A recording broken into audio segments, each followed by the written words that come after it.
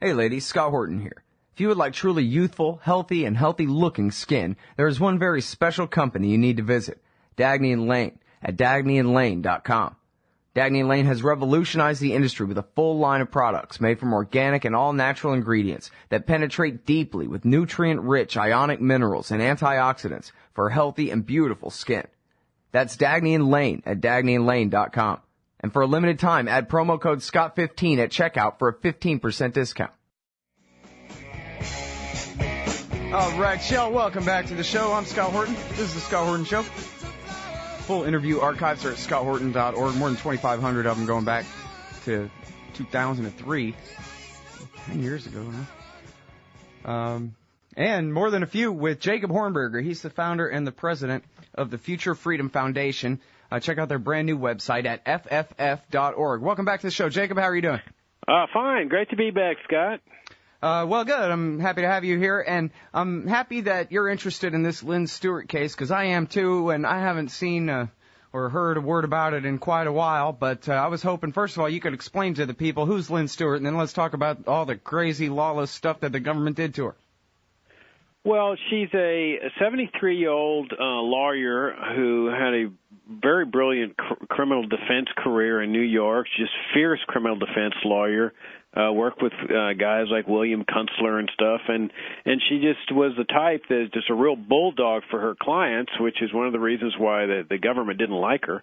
And she was prevailed upon by Ramsey Clark, who had served as Attorney General under Lyndon Johnson, to defend Rama, the terrorist that was accused of conspiring to blow up buildings here in New York City. And she was reluctant to do the representation, but finally agreed to do so.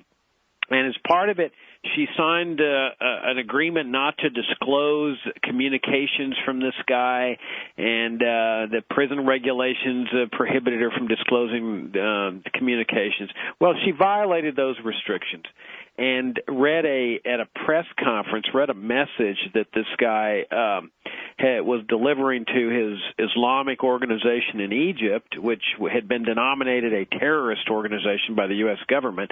And the note said something to the effect of, the ceasefire that we currently have with the Egyptian government, I'm not calling on you to withdraw it, but I think that that this should be discussed and this should be considered. Well, they construed that message as exhorting the Egyptian people to rise up and violently overthrow the Egyptian government. And for that, they accused her of supporting terrorism. And now this is when? This is what, 2003 or 4? Yeah, 2002. Okay. And so it was right after 9/11 when, everybody was all hyped up about the fear of terrorism. And this was, of course, when they were doing the invading of Iraq. I mean, if the Patriot Act, everybody was, shaking in their boots. And so they knew they could get away with anything they wanted.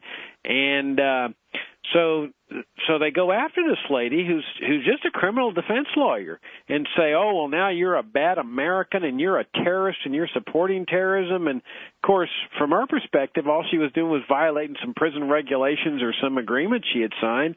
But, boy, they threw the book at her and they convicted her. In the whole post-9/11 emergency terrorism environment. And they disbarred her. And then they sent her to jail for 28 months, despite the fact that she had breast cancer and despite the fact that a lot of prominent lawyers were saying, look, give the lady probation. And, as she steps out of the courthouse steps, she opens up her mouth again and tells the press, I can do this sentence standing on my head. In other words, scoffing at the 28 months. Well, that hacked off the prosecutors and the judges, and so they called her back in for resentencing and upped the ante to 10 years in jail. And so that's where she sits now with a 10-year jail sentence with breast cancer at 73 years old. She's effectively given a life sentence now. Right. And so I wrote this article. A lot of wait, hang on 1 second. Let me ask you real quick, just technically speaking here. Was she, I forget now, it's been so long, but was she actually convicted of material support for terrorism, or was it just violating those prison rules, that agreement? No, she was convicted of supporting terrorism. Right. And now, let me ask you this, too, because just, as a devil's advocate kind of thing, right? Here she is, she's representing the blind sheikh from Egyptian Islamic Jihad, right? She can't outright say, hey, Egyptian Islamic Jihad, go and kill a bus full of civilian tourists or something like that. But she can pass coded messages like, geez, I'm not saying you should kill a bus full of people. I'm just saying maybe you should talk about it. I mean, is it possible that the right-wingers, the accusers in this case, or the consensus against her, that those people are right, that really she was passing a message to these crazy civilian-killing terrorists over there?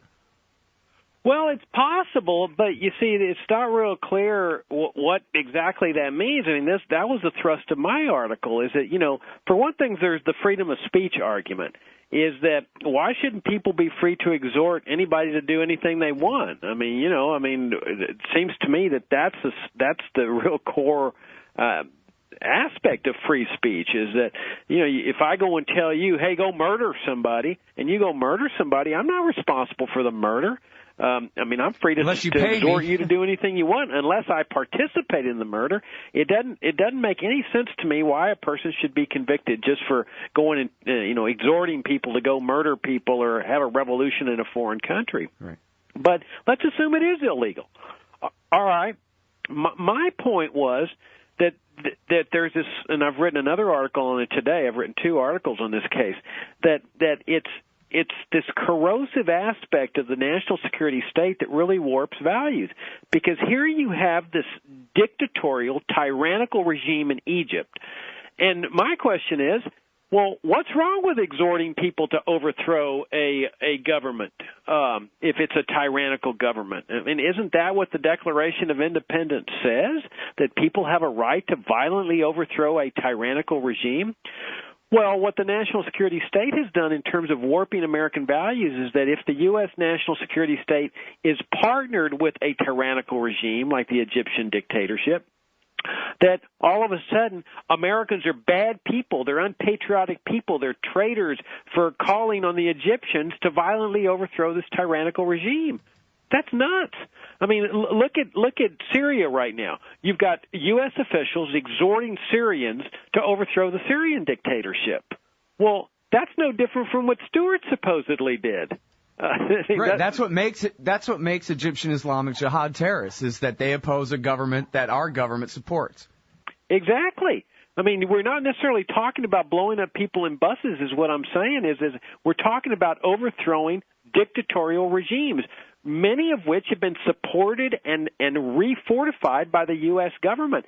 And over the years, and the Egyptian regime is the best example of this. For 30 years, they've had this brutal tyrannical regime, and guess how it's been fortified with cash and armaments throughout that time? By the U.S. taxpayer. Yeah. Compliments of the U.S. government. Well, and people need to just think back 2 years to the revolution against Hosni Mubarak, which luckily was almost entirely peaceful other than the government's reaction. But when they overthrew him, the American government was caught so off guard that they were kind of stumbling and mumbling the truth. Well, geez, we really like this dictator. We don't want to lose him. But I guess if we have to lose him, we at least want the head of the secret torture police, Omar Suleiman, to be his replacement. And that's on the front page of the New York Times. Because they didn't have time, I guess, to get all their PR together to make it really seem like they were on the side of the people in the street, which they were trying to claim in a way, you know? Right. I mean, that's what I point in my article is that the U.S. national security state never considered the Egyptian regime to be tyrannical. In their mind, these emergency powers that were, came into existence 30 years ago, the power to arbitrarily arrest people, torture them, cart them off to a military dungeon, execute them, no due process, to U.S. officials, they bought into the Mubarak rationale that all these powers were necessary to protect national security. The people they were going after were criminals and terrorists. The same thing that Assad's saying about the people that are rebelling against him. Well, the U.S. government bought into this and said, no, this is a stable regime. It's pro-U.S. What they're doing is maintaining national security and protecting order and stability. Well, the victims of this tyranny were the protesters out in the streets. They were saying enough's enough. We're sick and tired of these emergency powers that stretch back 30 years. We're sick and tired of them being employed against us, the torture chambers and so forth. And that's when they went into the streets to risk their lives. And that's when the U.S. says, oh, my gosh, these people may win. They may end up ousting our little partner and ally here. We need to shift gears here so that we're on the right side of the equation. Right. But throughout those 30 years, they were on the wrong side of the equation, and that's why they went after Lynne Stewart. They consider Lynne Stewart to be a bad person because she supposedly read a note that called for the violent overthrow of the U.S. partner and ally, Hosni Mubarak, and his dictatorial, tyrannical regime. Mm. That's warped, Scott. It is. It's crazy. I mean, if their problem really is, as they claim, Egyptian Islamic Jihad, then, you know, in the time, all the years leading up to 2011, they were the ones pushing people into the arms of Islamic Jihad. If that's the only opposition, organized opposition to the Mubarak regime that you can find, then that's the only place people are going to have to go. Well, and then you've got people that are going to be coming after the United States for supporting these tyrannical regimes. And this is what we've kept saying to, you know, as libertarians, even before 9/11. We were telling people that the U.S. government, it doesn't have this little saintly attitude about it, oh, we support democracy and freedom, which is what they teach in the public schools. They are one of the premier supporters of brutal dictatorships in the world. We see that time and time again. The Shah of Iran, brutal dictatorship. Pinochet, brutal dictatorship. The military dictatorships in Guatemala. I mean, the Musharraf dictatorship in Pakistan. And people, the victims of this tyranny, end up hating our country because we're the ones, our government's the one that's over there fortifying these dictatorships. And then they sit there and scratch their head and say, oh, 9/11 is because they hate us for our freedom and values. Nonsense. They hate Americans because of what this government has been doing, partly to support these dictatorships, along with other things involved in U.S. foreign policy. Mm-hmm. Well, you know, in The Looming Tower and in that movie, The Power of Nightmares, they do a good job of explaining that Ayman al-Zawahiri, who really, I think he's the one, at least they say, he's the one who won the argument that we need to focus all these local jihads into one group and target the United States first.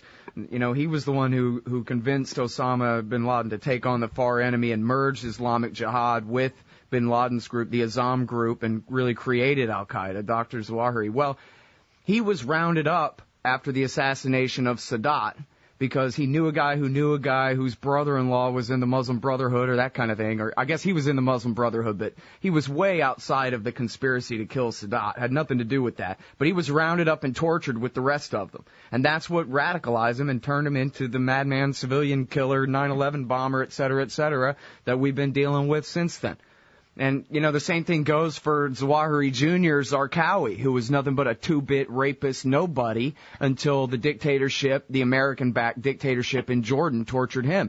And all of a sudden he got politics and then became the leader of what became al-Qaeda in Iraq, you know, who are now our heroes in Syria, as you were saying, fighting for the United States. But he was the guy bombing all the marketplaces and killing all those women and children in Iraq during the Civil War there back in 2005 and 6. Those are fascinating accounts, and they just buttress what we libertarians have been saying since 9/11 and before 9/11. This is what Chalmers Johnson, you know, who's written a great trilogy of books on U.S. foreign policy, says this is the blowback. In fact, just a few days ago, there was that attack on an American security contractor in Afghanistan. This Afghan soldier kills this contractor, one of these green on blue, whatever the things they call them over there. Well, the New York Times interviewed this guy. I think it was the Times that interviewed this guy. He escapes to the Taliban after shooting the American. Friendly force kills the American, escapes to the Taliban, and the newspaper interviews him. And I think it was the New York Times. And this guy just made it real clear. He says, this is all about your troops over here. That they don't belong here. They're arrogant. They're pompous. They're occupying our country. This is why I retaliated against your troops. And that's just a microcosm that when you look at the entire ambit of U.S. foreign policy, the invasion of Iraq, the Persian Gulf intervention, the sanctions against Iraq that killed hundreds of thousands of Iraqi children, the unconditional support of the Israeli government, the stationing of troops near Islamic holy lands. I mean, it just goes on and on and on. And then when you add on this corrosive aspect of the national security state, I mean, it's amazing to read these lawyers and judges castigating and condemning Lynne Stewart as if she was just some kind of horrible, evil person, because their values are so warped. They see nothing wrong with the U.S. partnering with a brutal, tyrannical regime. And let's not forget that it wasn't just the Mubarak regime that they partnered with. They also partnered with the Assad regime. Yes, the regime right now that they're saying should be ousted, and they're exhorting the revolutionaries to oust this guy, they partnered with him to torture Maher Arar, that Canadian citizen that they sent to Syria to Assad for the primary purpose of torturing him. I mean, it just, the whole system is so crooked, corrupt, and sordid, and it's just warped our values so terribly. And that's why, as you know, Scott, I've been harping for a long time now that the ultimate solution to this is to dismantle this national security state apparatus that was engrafted onto our constitutional order back in the late 40s. It's time not to reform it. Don't rein it in. Dismantle the whole darn shooting match. Yep.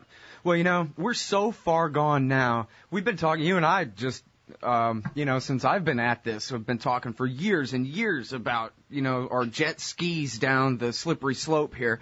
And we're at the point now where there's a piece, I'm sure you saw in the New York Times, saying, you know what, why do we even pretend to go by the Constitution anymore anyway? You know what, we could just have a tradition of free speech and just adapt. We don't have to have a First Amendment or any of the rest of this. And, of course, it's been so long since the Constitution applied to the form of our government and what it can do to us that the guy's got a great point, not from a Lysander Spooner point of view that this Constitution has created an illegitimate government, but that the Constitution itself is illegitimate in its attempts to constrain this thing anymore. That's how far down the slippery slope we've gotten, where, I mean, here, you just sort of mentioned the free speech issue there real quick, and then that's kind of taken up a small portion of this interview. But like here, what this lady Lynne Stewart said, the national government is forbidden in the contract from doing anything about that. Period. That's it. It says so right there. And the courts have actually gotten this one right and said, even when that Klansman said, one day the Klan's going to kill all you government people or whatever, that's protected speech. As long as you're not directly inciting a riot or, hiring a hitman or something like that, your speech is protected, period. And here we're talking about not even sedition against the American government, but sedition against Hosni Mubarak. That is what's so warped about this whole thing. You're absolutely right. That and actually you have to reach a very warped interpretation of this statement that she read, because it actually says, I'm not calling for an end to the ceasefire. I'm saying that we should discuss calling an end to the ceasefire. But they said, well, that was like a coded message to call for an end to the ceasefire. All right, well, let's accept that interpretation. You are absolutely right, Scott, that at the worst, she's exhorting people to rise up against a brutal tyranny overseas. Why is that not protected? She's not inciting a riot. She's not going saying, hey, go start killing people right now. She's not participating in the revolution. She's just reading the message. But it shows you how warped this national security state has done to people, including the federal judiciary. I mean, you read the way that the reaction of this woman, and they just consider her just the worst person in the world for daring to oppose a U.S. government partner and ally in the national security state syndrome. This is disgusting. To me, it ranks right up there with what the national security state has done to the conscience of the American people with respect to the killing of foreigners. I mean, as I've written, that they have essentially stultified conscience. Americans, especially the Christians, they have no conscience when it comes to the U.S. national security state's killing of foreigners, including children. I mean, with the exception of libertarians and a few liberals, who was speaking out about the government's killing of hundreds of thousands of Iraqi children with sanctions? Nobody, except libertarians and a few liberals, because people's conscience is not bothered by any of this. You see these drone assassinations, and all you hear in the churches across America is, let's pray for the troops. They're defending our freedoms. This mindless, rote idiocy, but not one single prayer for any of these people that are being killed. It's just conscience is out of the picture. That's what the national security state has done to the American people. Yep.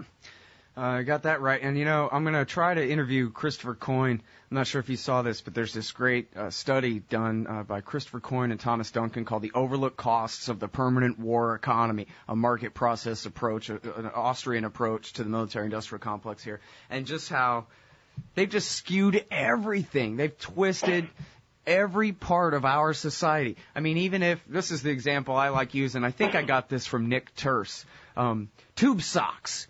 If you make tube socks, then, man, it's all about scoring that military contract. And if your competitor gets the Marines, you better get the Army because, man, think of all the tube socks you could sell. And if you don't get the Pentagon contract, you're done in the tube sock business, pal. You need to do something else now.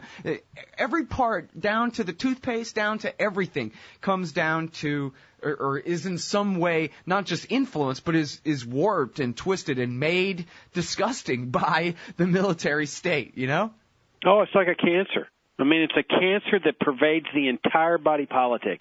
They've got this thing so well figured out where they have contracts in every state so that if anybody suggests a reduction in the rate of increase of Pentagon spending, they can threaten to shut down operations of some contract in some congressional district, which gets the congressman all riled up and fighting for his fair share of the loot.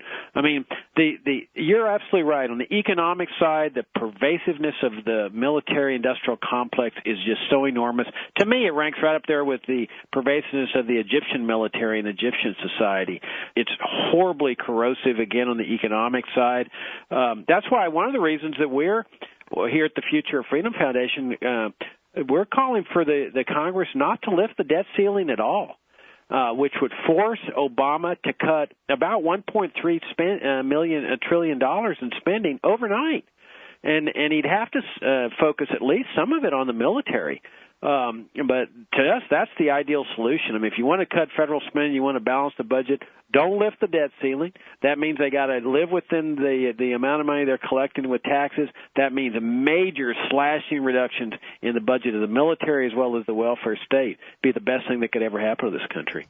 Yeah, probably right. And now let me ask you real quick about guns, and it's sort of just a narrow point.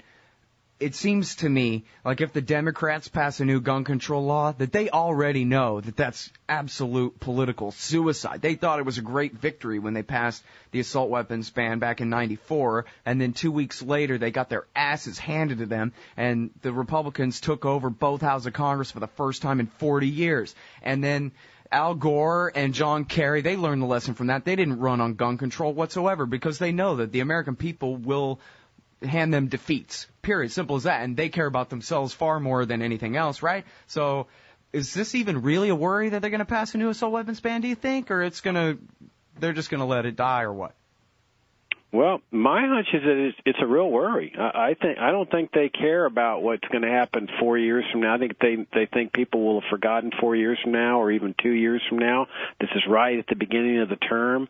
I think these people are so statist to the core that they see this as a tremendous opportunity to get not just an assault weapons ban, but a comprehensive gun control law enacted. And I'm concerned that they've got a good chance of doing it.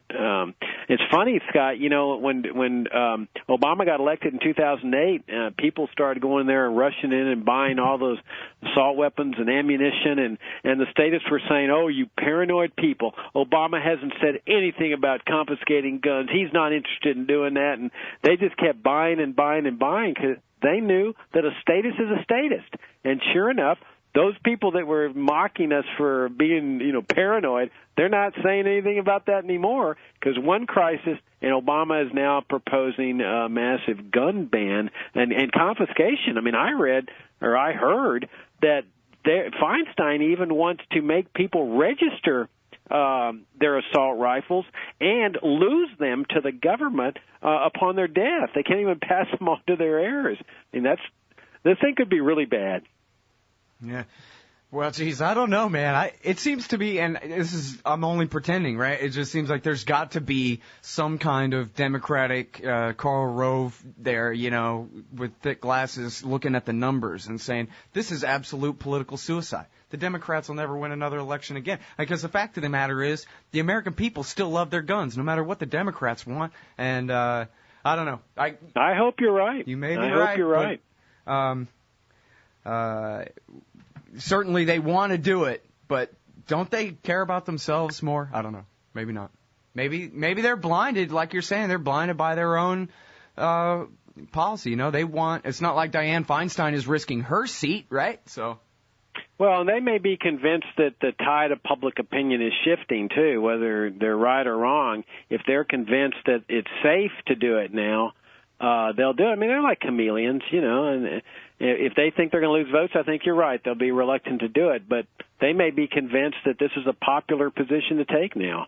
Yeah. Well, geez, I would hate to give advice to Republicans, but the slogan, the Democrats want your guns, is a winner, man. Simple as that. Anyone wants to run against a Democrat, just accuse them of wanting to take everybody's guns away, which is true, and you will win and they will lose.